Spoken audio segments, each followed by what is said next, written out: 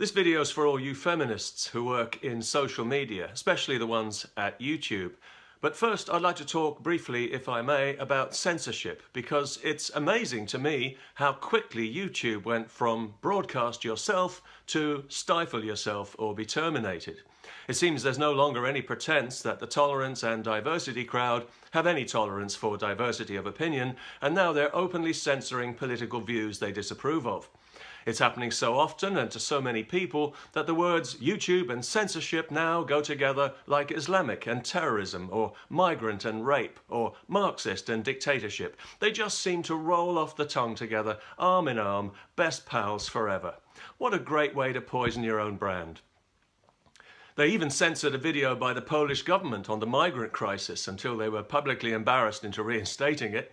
Poland wants to put its own people first, not last, like every country in Western Europe, and somebody at YouTube didn't approve of that.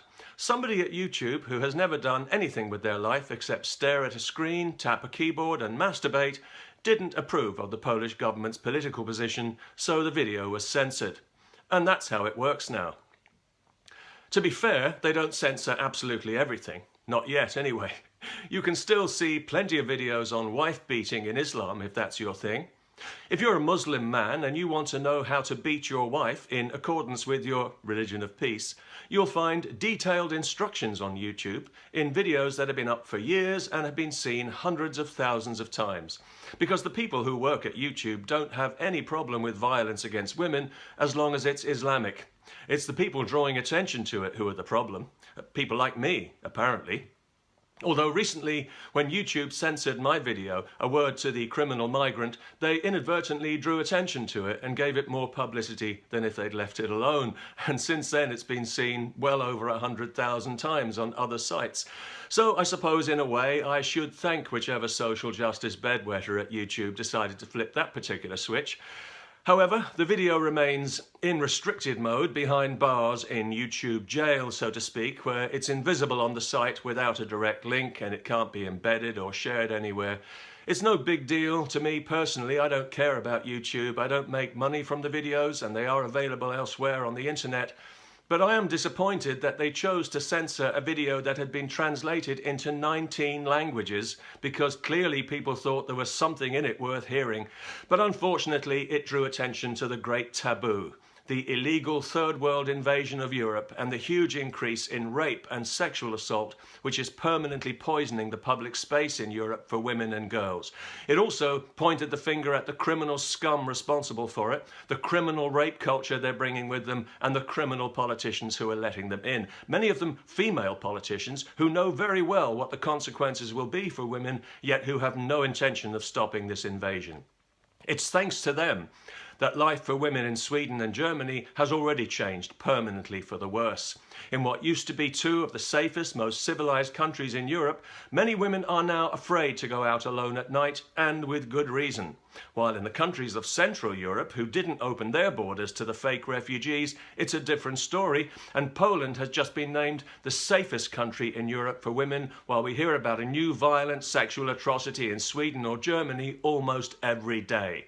There have been so many gang rapes in Malmö, Sweden, that local people started patrolling the streets. But it'll do no good. There'll be another rape soon, maybe tomorrow or the next day, in Sweden or in Germany, of a woman or of a child, by third world men in Europe illegally who won't be properly punished and who can't be deported because, unlike their victims, they've got human rights. So I'm curious about how you women who work at YouTube feel about that, and about censoring information about it. Maybe you're fine with it. After all, it's not happening to you. Why should you care? And we shouldn't really expect you to, because we know that everyone at YouTube is a progressive feminist, not a real feminist, especially the men, if they know what's good for them. Isn't that right, boys? Don't forget those pussy hats to protect those pussy heads of yours. You see, YouTube is owned by Google, and we know from the details of the current discrimination lawsuit that internally Google is a toxic, ultra-progressive feminist bubble of hysterical bigotry and safe space paranoia where you have to check your moral compass at the door if you want to survive. So we shouldn't expect much from the people who work there. If they had anything about them, they wouldn't be allowed to work there. We know they're the kind of fragile buttercups who will instinctively turn on their own colleague like piranhas if he makes the mistake of offering a constructive opinion, crying and whining like little babies about not feeling safe and getting him fired. We know there are people in positions of authority who keep blacklists of colleagues whose views they disagree with and whose careers they want to sabotage. So we know how low the moral bar is at Google, and we know that we're dealing with emotional and intellectual cripples. And despite all the bullshit diversity rhetoric, most Google employees are men. Well, they're male anyway. About a third are female. And of course, there's the usual fashionable sprinkling of indeterminate neurotics who think they want to be something they're not. But although you women are a minority at Google, we know that you've got all the leverage because we know that the men are all dickless wonders who are terrified of being fired for sexism and will do anything they're damn well told. So if any of you women ever do have a twinge of conscience that goes beyond a hashtag or a like, you could do something genuinely feminist for once in your life. You could take time out from persecuting co-workers to recognise this epidemic of rape that's poisoning the public space for women and make everyone at Google snap to attention, do the right thing for a change and let the truth be known. And that way you can help the situation instead of hindering it as you currently are. You women in social media have more power than most to help make women in Europe aware of the violent nightmare that's coming for them and especially for their daughters, instead of helping to keep them in ignorance until it's too late by censoring information about it from your privileged Silicon Valley safe space. But as I say, we don't expect much from you women because we know that you've had right and wrong educated out of you and that you now genuinely believe that the world revolves around your personal neuroses.